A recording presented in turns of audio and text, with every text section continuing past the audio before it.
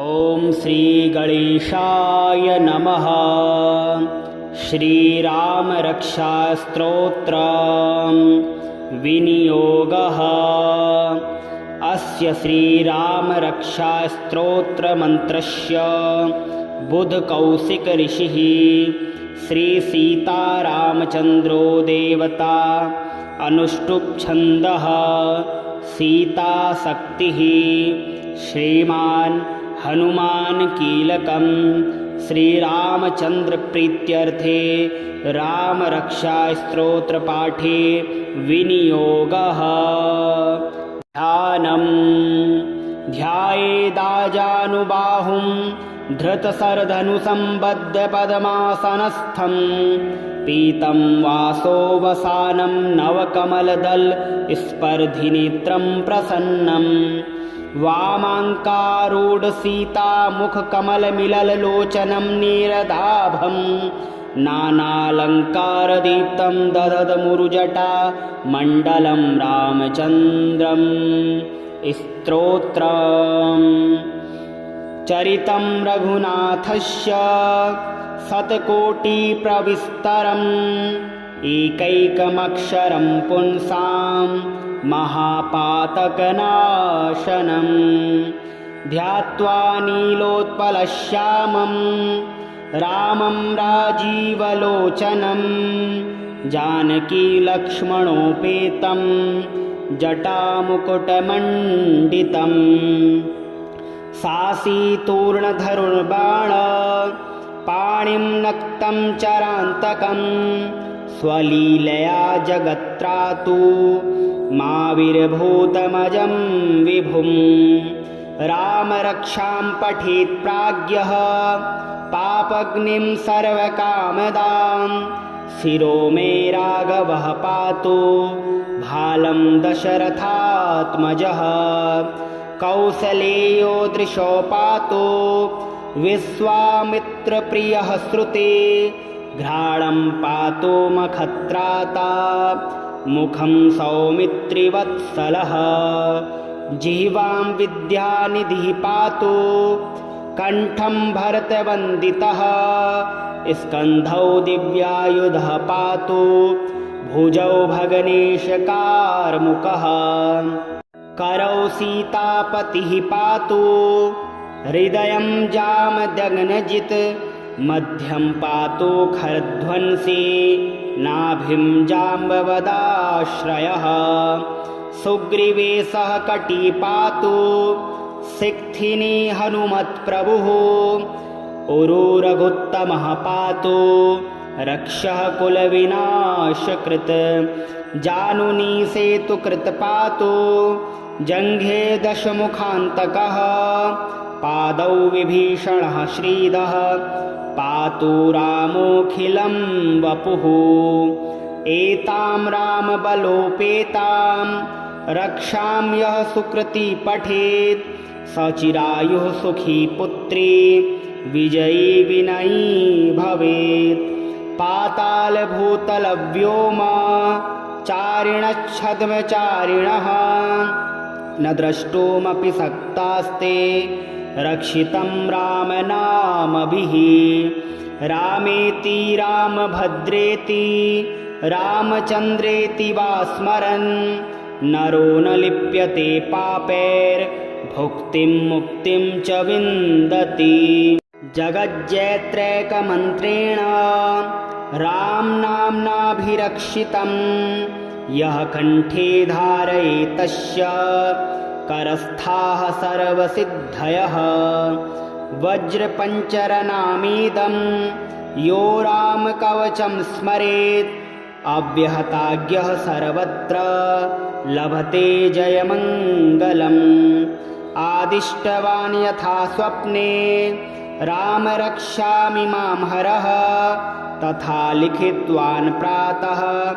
प्रबुद्धो बुधकौशिकः आरामः कल्पवृक्षाणां विरामः सकलापदाम् अभिरामस्त्रिलोकानां रामः श्रीमान् सनः प्रभुः तरुणौ रूपसम्पन्नौ सुकुमारौ महाबलौ पुण्डरीकविशालाक्षौ चीरकृष्णाजिनाम्बरौ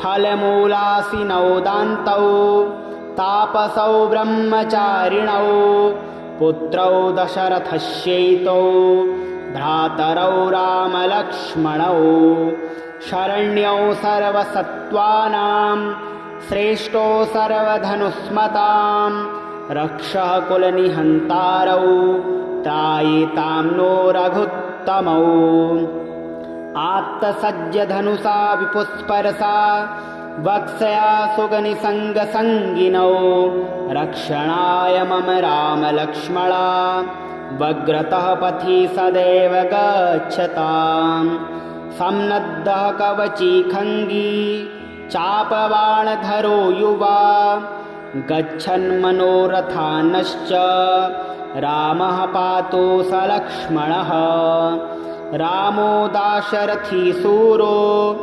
लक्ष्मणानुचरो बली काकुत्स्थः पुरुषः पूर्णः कौसलेयो रघुत्तमः वेदान्तवेद्यो यज्ञेशः पुराणपुरुषोत्तमः जानकीवल्लभः श्रीमान् प्रमेयपराक्रमः इत्येतानि जपन्नित्यं मद्भक्तः श्रद्धयान्वितः अश्वमेधाधिकं पुण्यं सम्प्राप्नोति न संशयः रामं दूर्वादलश्यामं पद्माक्षं पीतवाससं स्तुवन्ते नामभिर्दिव्यैर्न ते संसारिणो नराः रामं लक्ष्मणपूर्वजं रघुवरं सीतापतिं सुन्दरं काकोत्स्थं करुणार्णवं गुणनिधिं विप्रप्रियं धार्मिकं राजेन्द्रं सत्यसन्धं दशरथतनयं श्यामलं शान्तमूर्तिं वन्दे लोकाभिरामं रघुकुलतिलकं राघवं रावणारीं रामाय रामभद्राय रामचन्द्राय वेधसे रघुनाथाय नाथाय सीतायाः पतये नमः श्रीराम राम रघुनन्दन राम राम श्रीराम राम भरताग्रज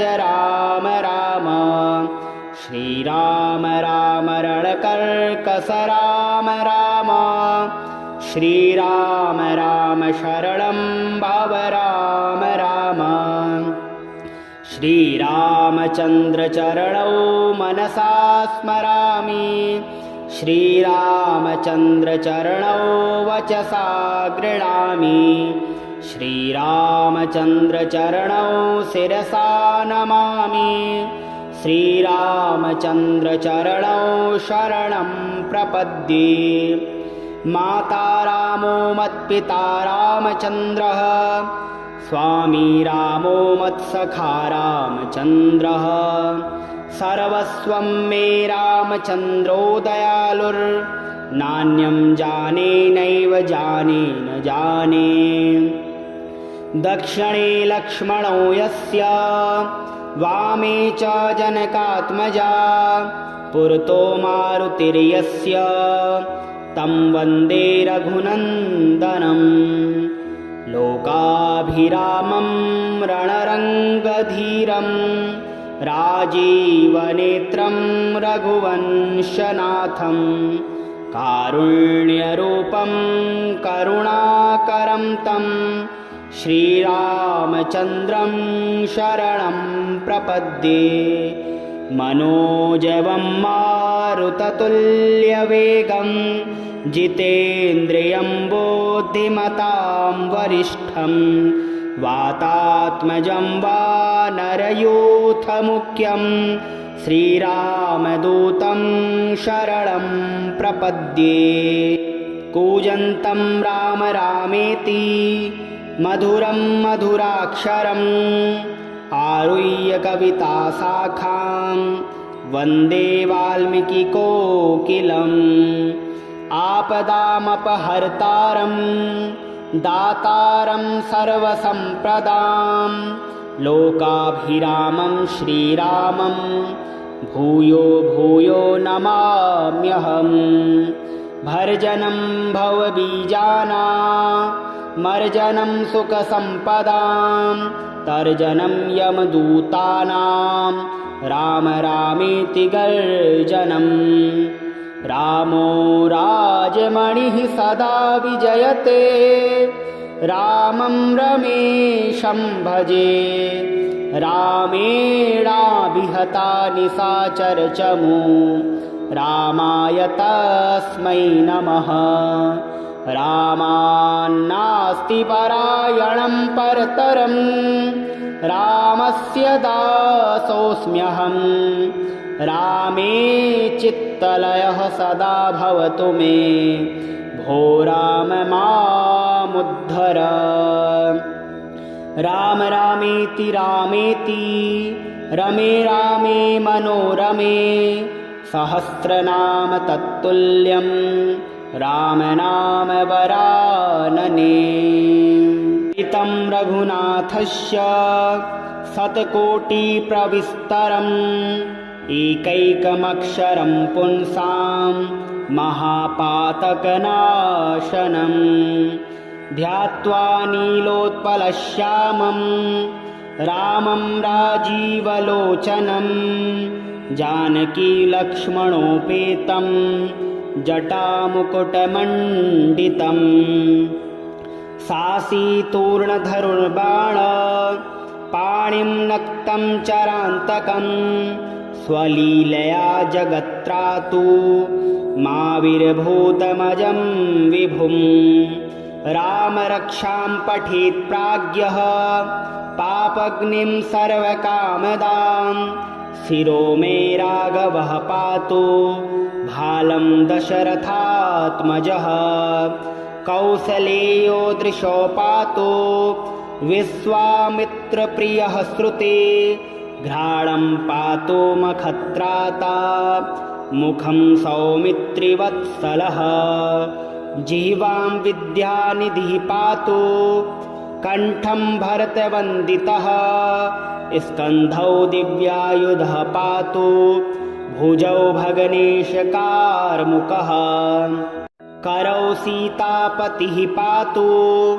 हृदयं जामदग्नजित् मध्यं पातु खरध्वंसी नाभिं जाम्बवदाश्रयः सुग्रीवेशः कटी पातु सिक्थिनी हनुमत्प्रभुः उरुरघुत्तमः पातु रक्षः कुलविनाशकृत् जानुनी सेतुकृत् पातु जङ्घे दशमुखान्तकः पादौ विभीषणः श्रीदः पातु रामोऽखिलं वपुः एतां रामबलोपेतां रक्षां यः सुकृती पठेत् सचिरायुः सुखी पुत्री विजयी विनयी भवेत् पातालभूतलव्योम चारिणच्छद्मचारिणः न द्रष्टुमपि शक्तास्ते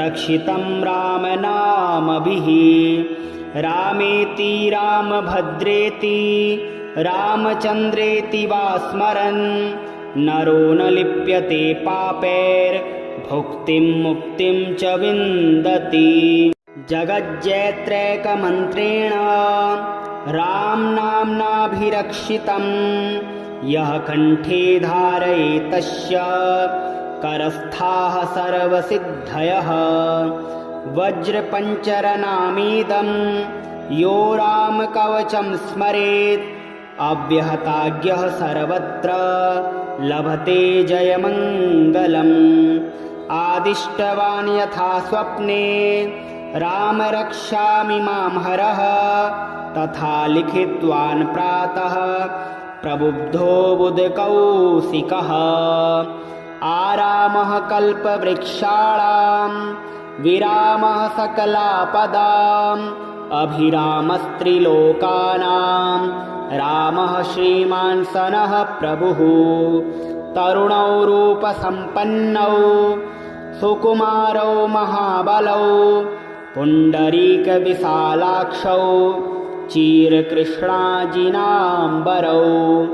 फलमूलासिनौ दान्तौ तापसौ ब्रह्मचारिणौ पुत्रौ दशरथस्यैतौ भ्रातरौ रामलक्ष्मणौ शरण्यौ सर्वसत्त्वानां श्रेष्ठो सर्वधनुस्मतां रक्षः कुलनिहन्तारौ त्रायितां नो रघुत्तमौ आत्तसज्जधनुषा विपुस्परसा वक्ष्या सुगनिसङ्गसङ्गिनौ रक्षणाय मम रामलक्ष्मणा वग्रतः पथि सदैव गच्छताम् सम्नद्धः कवची खङ्गी चापबाणधरो युवा गच्छन्मनोरथानश्च रामः पातु स लक्ष्मणः रामो दाशरथी सूरो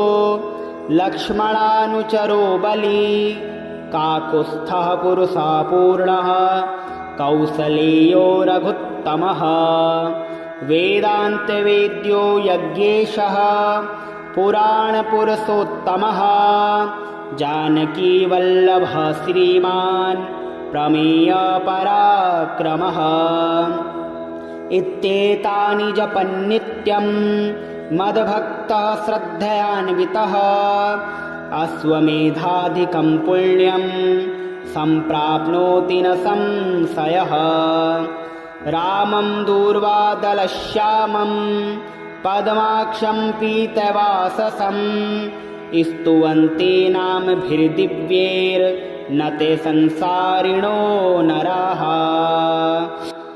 रामं लक्ष्मणपूर्वजं रघुवरं सीतापतिं सुन्दरं काकोत्स्थं करुणार्णवं गुणनिधिं विप्रप्रियं धार्मिकं राजेन्द्रं सत्यसन्धं दशरथतनयं श्यामलं शान्तमूर्तिं वन्दे लोकाभिरामं रघुकुलतिलकं राघवं रावणारीं रामाय रामभद्राय रामचन्द्राय वेधसे रघुनाथाय नाथाय सीतायाः पतये नमः श्रीराम राम रघुनन्दन राम राम श्रीराम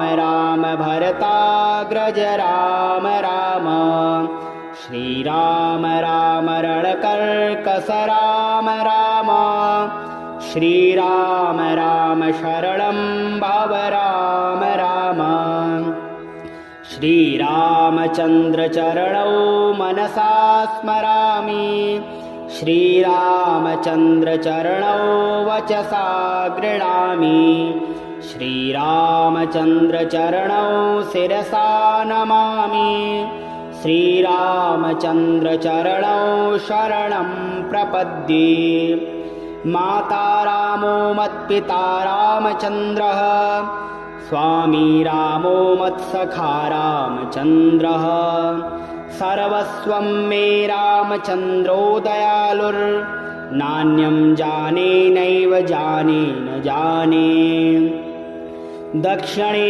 लक्ष्मणो यस्य वामे च जनकात्मजा पुरतो मारुतिर्यस्य तं वन्दे रघुनन्दनं लोकाभिरामं रणरङ्गधीरं राजीवनेत्रं रघुवंशनाथं कारुण्यरूपं करुणाकरं तं श्रीरामचन्द्रं शरणं प्रपद्ये मनोजवं मारुततुल्यवेगं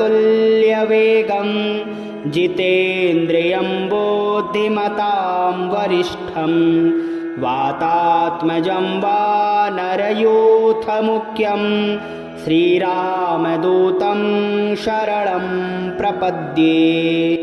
कूजन्तं राम रामेति मधुरं मधुराक्षरम् आरुह्य कविताशाखां वन्दे वाल्मीकिकोकिलम्। आपदामपहर्तारं दातारं सर्वसम्पदां लोकाभिरामं श्रीरामं भूयो भूयो नमाम्यहम्।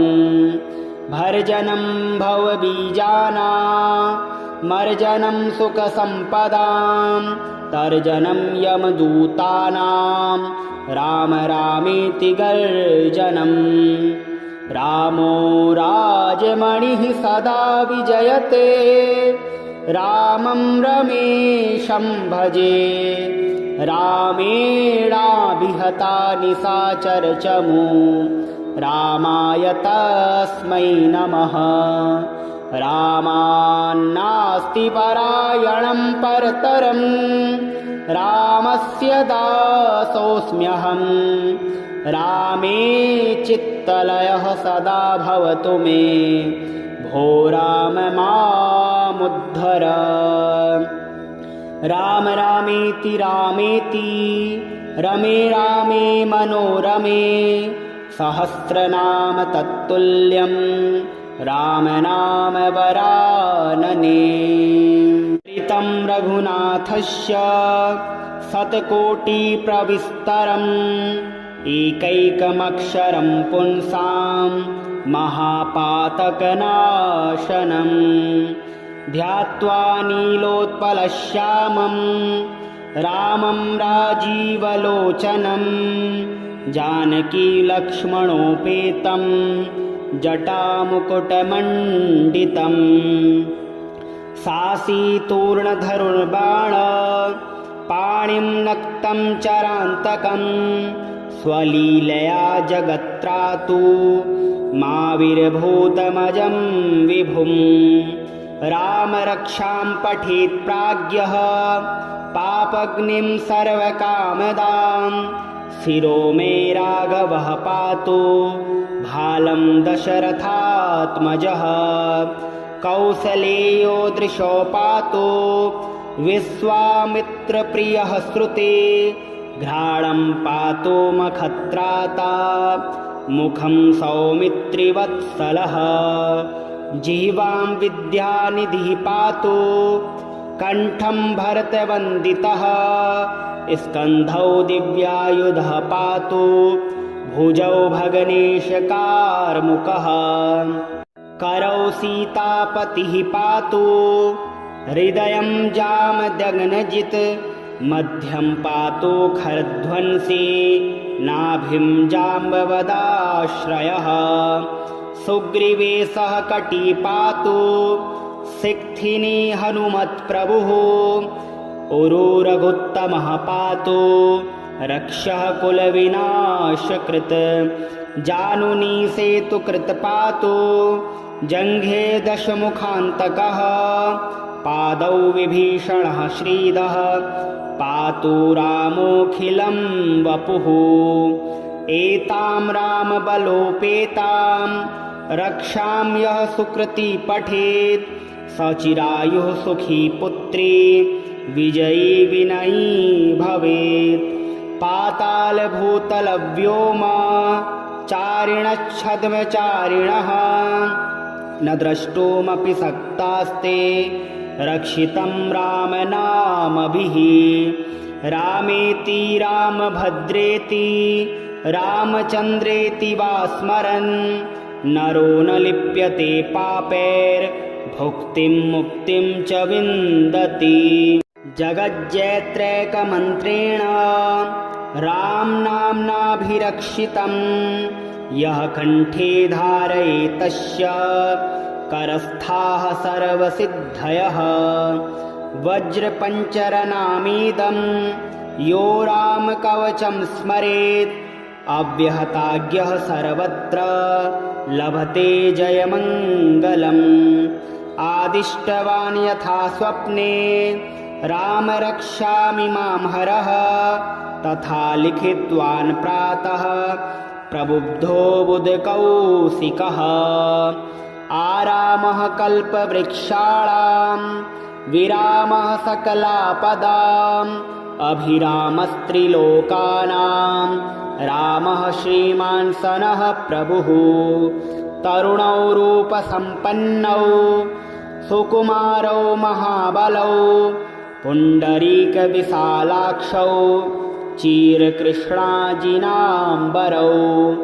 फलमूलासिनौ दान्तौ तापसौ ब्रह्मचारिणौ पुत्रौ दशरथस्यैतौ भ्रातरौ रामलक्ष्मणौ शरण्यौ सर्वसत्त्वानां श्रेष्ठो सर्वधनुस्मतां रक्षः कुलनिहन्तारौ त्रायितां नो रघुत्तमौ आत्तसज्जधनुषा विपुस्पर्शा वत्सया सुगनिसङ्गसङ्गिनौ रक्षणाय मम रामलक्ष्मणा वग्रतः पथि सदैव गच्छताम् सम्नद्धः कवची खङ्गी चापबाणधरो युवा गच्छन्मनोरथानश्च रामः पातु स लक्ष्मणः रामो दाशरथी सूरो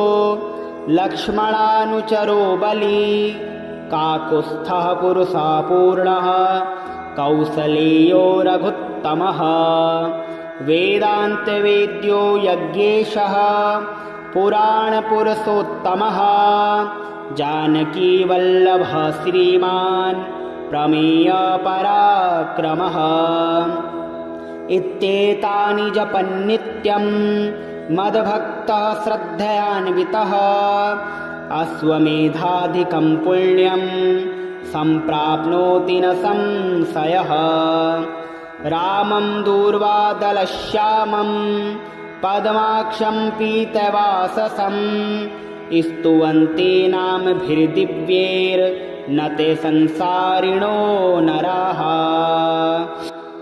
रामं लक्ष्मणपूर्वजं रघुवरं सीतापतिं सुन्दरं काकोत्स्थं करुणार्णवं गुणनिधिं विप्रप्रियं धार्मिकं राजेन्द्रं सत्यसन्धं दशरथतनयं श्यामलं शान्तमूर्तिं वन्दे लोकाभिरामं रघुकुलतिलकं राघवं रावणारीम् रामाय रामभद्राय रामचन्द्राय वेधसे रघुनाथाय नाथाय सीतायाः पतये नमः श्रीराम राम रघुनन्दन राम राम श्रीराम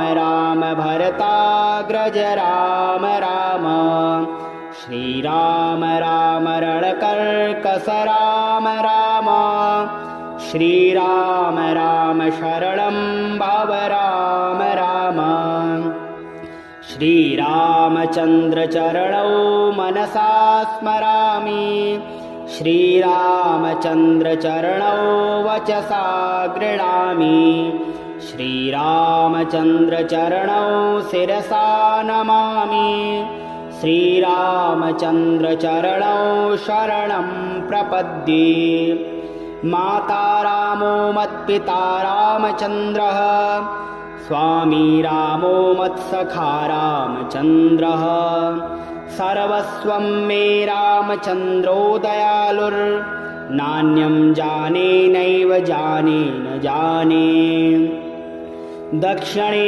लक्ष्मणो यस्य वामे च जनकात्मजा पुरतो मारुतिर्यस्य तं वन्दे रघुनन्दनं लोकाभिरामं रणरङ्गधीरं राजीवनेत्रं रघुवंशनाथं कारुण्यरूपं करुणाकरं तं श्रीरामचन्द्रं शरणं प्रपद्ये मनोजवं मारुततुल्यवेगं जितेन्द्रियं बुद्धिमतां वरिष्ठं वातात्मजं वानरयूथमुख्यं श्रीरामदूतं शरणं प्रपद्ये कूजन्तं राम रामेति मधुरं मधुराक्षरम् आरुह्य कविताशाखां वन्दे वाल्मीकिकोकिलम् आपदामपहर्तारं दातारं सर्वसम्प्रदां लोकाभिरामं श्रीरामं भूयो भूयो नमाम्यहम् भर्जनं भवबीजानामर्जनं सुखसम्पदां तर्जनं यमदूतानां राम रामेति गर्जनम् रामो राजमणिः सदा विजयते रामं रमेशं भजे रामेणाभिहता निशाचरचमू रामाय तस्मै नमः रामान्नास्ति परायणं परतरं रामस्य दासोऽस्म्यहं रामे चित्तलयः सदा भवतु मे भो राम मामुद्धर राम रामेति रामेति रमे रामे मनोरमे सहस्रनाम तत्तुल्यं राम नाम वरानने ऋतं रघुनाथस्य शतकोटिप्रविस्तरम् एकैकमक्षरं पुंसां महापातकनाशनं ध्यात्वा नीलोत्पलश्यामं रामं राजीवलोचनं जानकीलक्ष्मणोपेतं जटामुकुटमण्डितं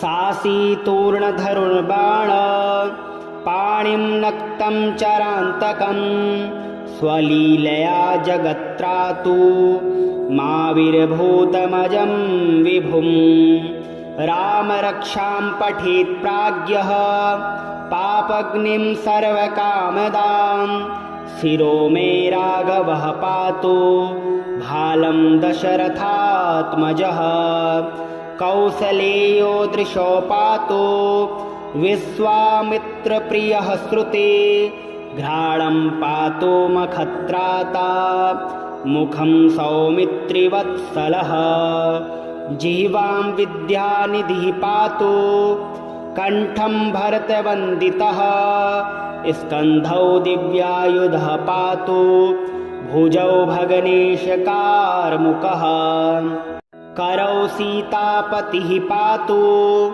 हृदयं जामदग्नजित् मध्यं पातु खरध्वंसी नाभिं जाम्बवदाश्रयः सुग्रीवेशः कटी पातु सिक्थिनी हनुमत्प्रभुः उरुरघुत्तमः पातु रक्षः कुलविनाशकृत् जानुनी सेतुकृत् पातु जङ्घे दशमुखान्तकः पादौ विभीषणः श्रीदः पातु रामोऽखिलं वपुः एतां रामबलोपेतां रक्षां यः सुकृती पठेत् सचिरायुः सुखी पुत्री विजयी विनयी भवेत् पातालभूतलव्योम चारिणच्छद्मचारिणः न द्रष्टुमपि शक्तास्ते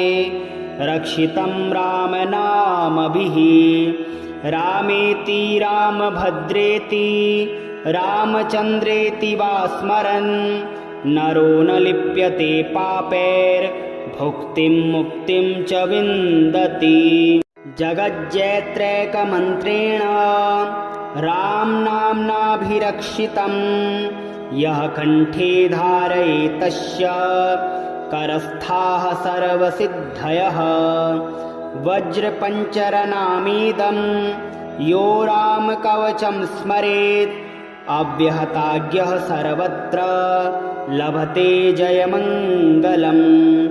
आदिष्टवान् यथा स्वप्ने राम रक्षामि मां हरः तथा लिखितवान् प्रातः प्रबुद्धो बुधकौशिकः। आरामः कल्पवृक्षाणां विरामः सकलापदाम् अभिरामस्त्रिलोकानां रामः श्रीमान् सनः प्रभुः। तरुणौ रूपसम्पन्नौ सुकुमारौ महाबलौ पुण्डरीकविशालाक्षौ चीरकृष्णाजिनाम्बरौ फलमूलासिनौ दान्तौ तापसौ ब्रह्मचारिणौ पुत्रौ दशरथस्यैतौ भ्रातरौ रामलक्ष्मणौ शरण्यौ सर्वसत्त्वानां श्रेष्ठो सर्वधनुष्मतां रक्षः कुलनिहन्तारौ त्रायितां नो रघुत्तमौ। आत्तसज्जधनुषा विपुस्पर्शा वक्ष्या सुगनिसङ्गसङ्गिनौ रक्षणाय मम रामलक्ष्मणा वग्रतः पथि सदैव गच्छताम्।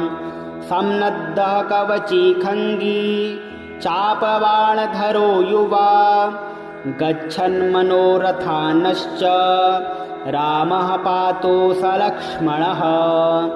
रामो दाशरथी शूरो लक्ष्मणानुचरो बली काकुत्स्थः पुरुषः पूर्णः कौसलेयो रघुत्तमः। वेदान्तवेद्यो यज्ञेशः पुराणपुरुषोत्तमः जानकीवल्लभः श्रीमान् प्रमेयपराक्रमः। इत्येतानि जपन्नित्यं मद्भक्तः श्रद्धयान्वितः अश्वमेधाधिकं पुण्यं सम्प्राप्नोति न संशयः। रामं दूर्वादलश्यामं पद्माक्षं पीतवाससं स्तुवन्ति नामभिर्दिव्यैर्न ते संसारिणो नराः।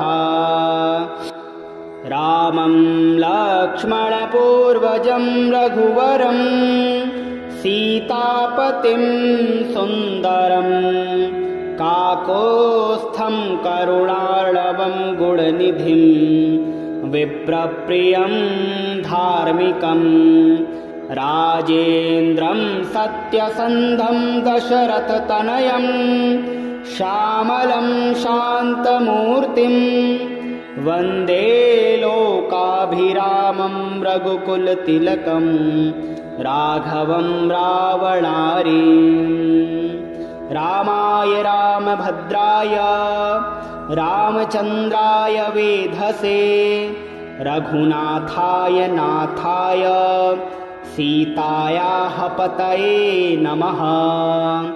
श्रीराम राम रघुनन्दन राम राम श्रीराम राम भरताग्रज राम राम श्रीराम राम रणकर्कश राम राम श्रीराम राम शरणं भव राम राम। श्रीरामचन्द्रचरणौ मनसा स्मरामि श्रीरामचन्द्रचरणौ वचसा गृह्णामि श्रीरामचन्द्रचरणौ शिरसा नमामि श्रीरामचन्द्रचरणौ शरणं प्रपद्ये। माता रामो मत्पिता रामचन्द्रः स्वामी रामो मत्सखा रामचन्द्रः सर्वस्वं मे रामचन्द्रो दयालुर्नान्यं जाने नैव जाने न जाने। दक्षिणे लक्ष्मणो यस्य वामे च जनकात्मजा पुरतो मारुतिर्यस्य तं वन्दे रघुनन्दनं। लोकाभिरामं रणरङ्गधीरं राजीवनेत्रं रघुवंशनाथं कारुण्यरूपं करुणाकरं तं श्रीरामचन्द्रं शरणं प्रपद्ये। मनोजवं मारुततुल्यवेगं जितेन्द्रियं बुद्धिमतां वरिष्ठं वातात्मजं वानरयूथमुख्यं श्रीरामदूतं शरणं प्रपद्ये। कूजन्तं राम रामेति मधुरं मधुराक्षरम् आरुह्य कविताशाखां वन्दे वाल्मीकिकोकिलम्। आपदामपहर्तारं दातारं सर्वसम्पदां लोकाभिरामं श्रीरामं भूयो भूयो नमाम्यहम्। भर्जनं भवबीजानामर्जनं सुखसम्पदां तर्जनं यमदूतानां राम रामेति गर्जनम्। रामो राजमणिः सदा विजयते रामं रमेशं भजे। रामेणाभिहता निशाचरचमू रामाय तस्मै नमः। रामान्नास्ति परायणं परतरं रामस्य दासोऽस्म्यहम्। रामे चित्तलयः सदा भवतु मे भो राम मामुद्धर। राम रामेति रामेति रमे रामे मनोरमे सहस्रनाम तत्तुल्यं राम नाम वरानने।